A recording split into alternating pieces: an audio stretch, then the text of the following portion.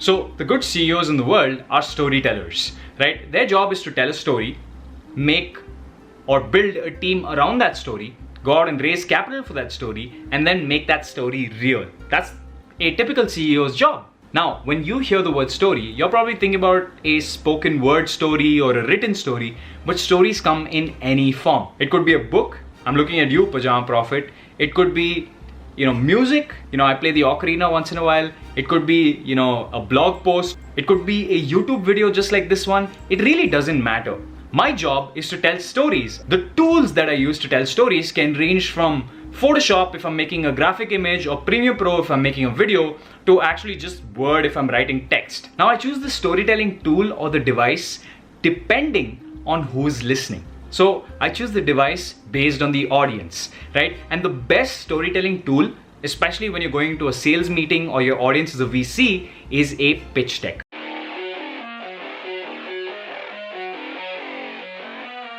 Before we get to the actual meat of making a pitch deck, let's look at one pitch deck that I really, really like. So let me just open it up here. Give me a second. Oops, that's the wrong deck. Let's get to the actual one. Righto. So I haven't personally used this company's software. It's called Front, but I really love their deck. And every time I meet an entrepreneur or some of our own investments, when they're making pitch decks for future rounds, I always tell them to follow Front's format. This is Front's Series A deck, right? And I love this deck because it's got the right mix of data and storytelling. So in a VC perspective, everything is there, and this deck is complete, and yet it's very short. It's short enough for a VC to just burn through it in like 5-10 minutes and just get what the company does, right? Also, what you'll notice is throughout the deck, Front tells a story, and then as it's telling the story, it adds confidence in its own story, right? So let's begin. So the first slide is obviously the name of the company and its tagline, which is all your company's external communications in one collaborative inbox. So essentially what Front does, and for those of you who aren't familiar, they're like a shared Gmail, right? So if you use an email inbox and then 5 other of your colleagues used an inbox, and if somebody sent you a mail, you'd have to forward that mail to different people. But Front allows you to make collaborative inboxes. So if you have an inbox that is support@avalonlabs.co, you can use something like Front so that multiple people can receive that email and reply from that email. And internally, you can see who replied, and it's generally helpful. We don't use it, but I would see how other companies would. Now, moving on. The first slide is the problem slide, right? And I always suggest people to have a problem slide as their first slide. They talk about email is the most important business communications channel, right? They just talk about gross volume, which is 215 billion emails sent per day, which is kind of giving the VC an idea of the target market or the size of the market. 54% are business emails and 7% year-on-year growth on the number of emails sent. That's the current state or the premise of this situation. But then in just below this, they say, but email is a tool designed for personal use. It's not collaborative, it's got terrible productivity, and it's error prone, right? So you see those 3 X's there? They're very specific about these are the 3 problems that we're trying to solve. The next slide is the solution. They come straight to the solution without wasting time. They know that most VCs have very few seconds before they lose interest in the deck. So in the solution, they just say, look, we're rebuilding email, but for business this time. Right? It's going to be collaborative, which is it's got to have companies, teams, and users, permissions, sharing, all of that stuff. Integrated, which means it integrates with third-party stuff and APIs, and unified, which means you can access this through many different channels, right? And it's obviously built for teams. So their pitch is we're a multi-channel email client where every conversation finds its way to the right people and is accounted for in the right system. Now, essentially what they're saying is we're going to make email a collaborative option. If you notice this slide, there's nothing fancy about it, right? Even the previous slide, which is this one, there's nothing fancy about it. It's simple colors and simple icons to keep the focus of the investor on the deck. The next slide, and this is a very important slide, and I always suggest this to be the third slide, which is the competitive landscape. In the landscape of things, where do we lie? Now, you might say, I don't know exactly where I lie, what should be on the x-axis, what should be on the y-axis. It really doesn't matter as long as you give the investor a differentiation between you and the most similar company to what you guys are doing. So in this case, Front says that, look, if you want a bad messaging experience, you can use things like Twilio or AWS. If you want good messaging experience, then these are the companies you can use. But the problem with that is they're all consumer focused. If you want business focused, you've got tools like Hootsuite, Salesforce, Zendesk, which have bad messaging experience. They're ticketing products. Whereas if you want good messaging experience, they are at the top right. So whenever you make a deck and you make this 4-quadrant system, you have to make sure that you take up one extreme of the system. So whenever you make a 4-quadrant like this, you have to specify very clearly where you lie on the system. Even though, in my opinion, there's no comparison between what Front does and what Twilio does, they've put in Twilio to show you a comparison between how different Front is from Twilio. Because a lot of investors, because they don't have too much time, they're like, oh, you do something very similar to XYZ company. And this space, this distance between Twilio and Front differentiates or distances Front from Twilio itself. The next slide, which is their competitive advantage. They call it, we have a head start, and essentially they're saying this is our traction in one shot. We have all of these accounts like Hello, Help, Operations, Billing, Finance.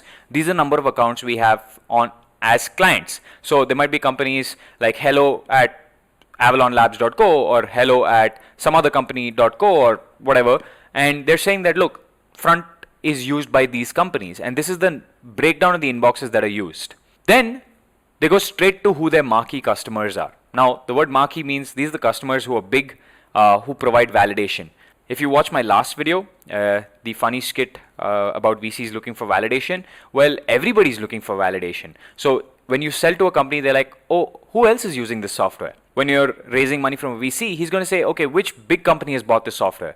For VC, if a big company has invested in a software or product, and by invested, I mean actually bought that software or product, it gives the VC a little more confidence in saying, okay, these guys probably know what they're doing because a company like MailChimp or General Assembly has actually paid for Front, right? So Front must be a good software, and I don't need to get into the nitty-gritties of whether the software even works. Then they go straight to the testimonials. Again, now they're painting a picture for you, right? They're saying, look, Front has great user experience, it's extremely efficient, reliable, and easy to navigate. We didn't say that, Bellhop said it. And why does Bellhops have the right to say it? Because they bought 100 seats from us, right? If you look at the bottom, it says, I'm in love with Front. Or you can see another one of these quotes, which is a wonderfully useful tool that has saved us time and energy. And this is MailChimp, 4 different teams. So if you gloat about yourself, it really doesn't matter. But if other people gloat about you, especially people who bought seats or who paid money to you, that gives a VC confidence. Your goal through this slide deck, remember I told you a slide deck is a way to tell a story. As you are telling the story, you are helping the VC build confidence in your product and your company. Then they go straight to the growth. And I see a lot of pre-growth stage startups try to raise capital. And while it is possible, it becomes too story heavy. When you have actual growth and we're saying, look, this is how we've been growing over the last 1 year, that becomes a growth story. And all venture capitalists want to jump on a growth story. Think about, from an analogy perspective, think about this. Say there is a train at a station and the train hasn't moved, right? And say you want to take this train from Bangalore all the way to Delhi. Now, if you've not seen this train move, or if you've seen this train move very slowly, you're probably not going to take it. But if you see a bullet train that's only gone from Bangalore to Mumbai, but it's going extremely fast, you want to jump on board because you're like, hey, if I get on this train and they're saying that they're going to go to Delhi, I'll probably go to Delhi quickly.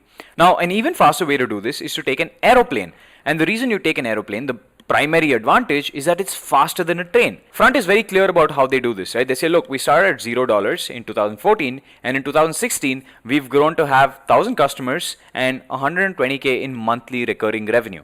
The term MRR means monthly recurring revenue. This is a customer who would pay in January and then go on to pay in February all the way till the end of the year, right? So monthly recurring revenue is one very important key SaaS metric, software as a service metric. And the consumer space, obviously the metrics could be a little different. It could be repeat customers, it could be annual revenue, it could be gross monthly volume. It really doesn't matter, right? But in this deck for SaaS, it's monthly recurring revenue.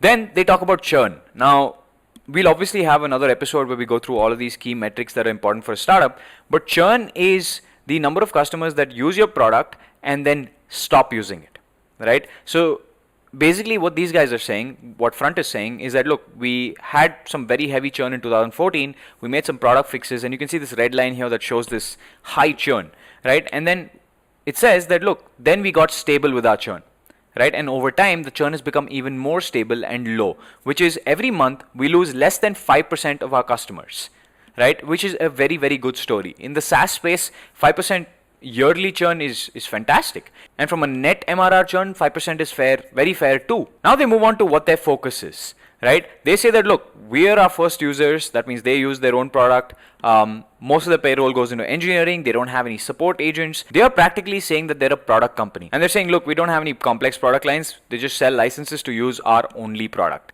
The next thing that they talk about is how they actually acquire customers. And it seems like these guys acquire customers in 3 different ways. The first one is organic growth, which is, most of their leads come in inbound, which is word of mouth.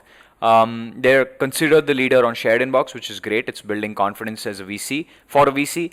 The next thing is, they say from a sales perspective, every month they're doing 40 qualified demos per month per SDR. Now, SDR is an abbreviation for sales development rep. These are people who actually go and do background research on potential customers and then reach out to these potential customers after prospecting them. If you need to know what all of this means, go look at my video on cold calling and you'll get a better idea. The next thing is that they say that once they give a qualified demo to a customer, then they have a 28% post-demo conversion, right? And then they're saying that every month they add $36,000 in annual recurring revenue. These are yearly contracts, presumably, per month, per account executive. Now the words AE here mean account executive, and I'll quickly tell you what this means, even though I don't want to jump into the sales bit right now. But most companies in the world have a combination pairing of an SDR and an account executive. So every sales team has many different roles. Now what happens is, usually there's an SDR team and there's an account executive team. Now what generally happens is, one SDR is paired with an account executive, right? In some companies, that ratio is 1:2. What happens is, the SDR brings in these leads. He, obviously contacts them, tries to get them to be interested, and then once they're interested, the account executive goes in and gives that demo and closes that lead and actually takes out the money.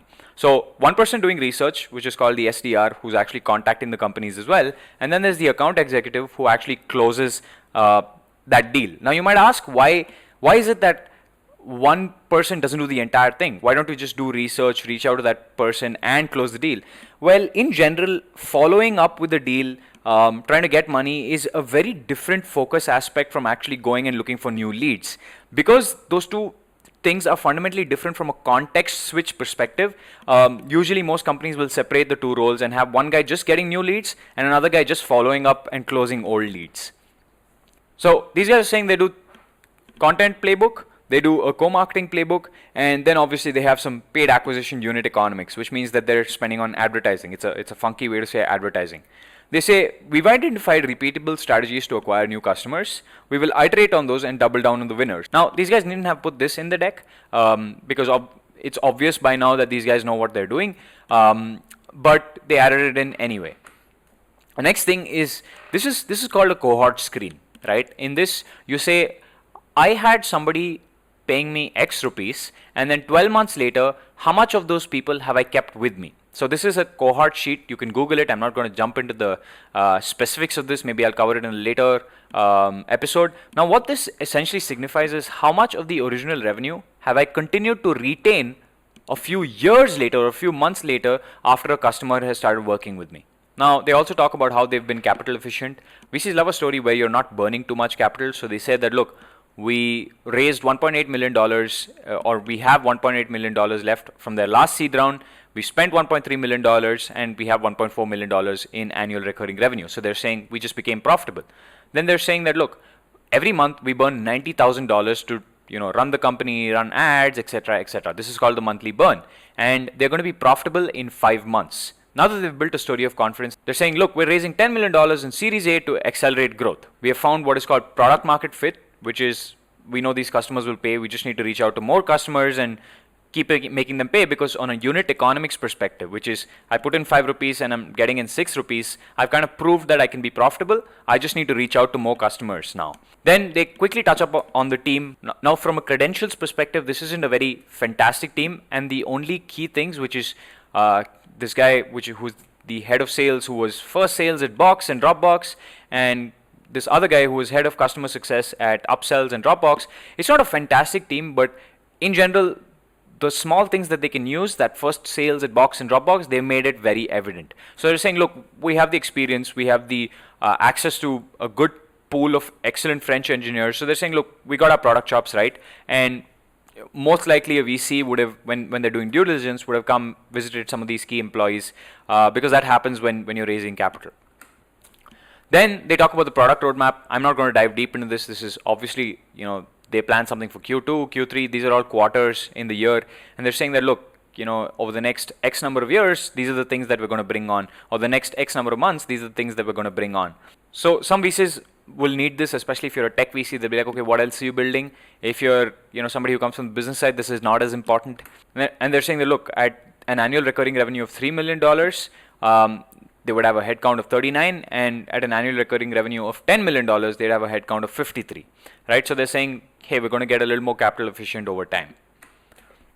They're saying that in their seed round, they had raised $3.1 million in September from a decent set of VCs and early angel investors, and now they're raising a Series A, and they're saying that, look, these two investors have already invested or have already committed to invest. And remember, I told you that bit about validation. So this is that bit where they're showing validation and they're saying, hey, these are the two investors that might be interested or have already committed to kind of put money in this round. They're saying that Slack has proved that businesses are ready to buy good communication tools. Now, most VCs know that Slack is a billion-dollar company, right? And everybody would have wanted a piece of Slack in the early days. They're saying that Slack was doing internal communications, and these guys, Front, are going after the bigger opportunity, which is the external communication space. Right, so that's the deck, and one thing you should notice about this deck is nothing was extremely fancy.